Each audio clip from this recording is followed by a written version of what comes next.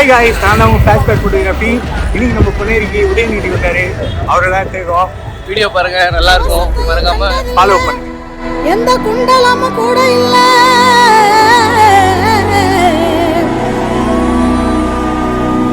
வால் தூக்கி நின்னா பாரு, வந்து சண்டை போட்ட எவனும் இல்ல.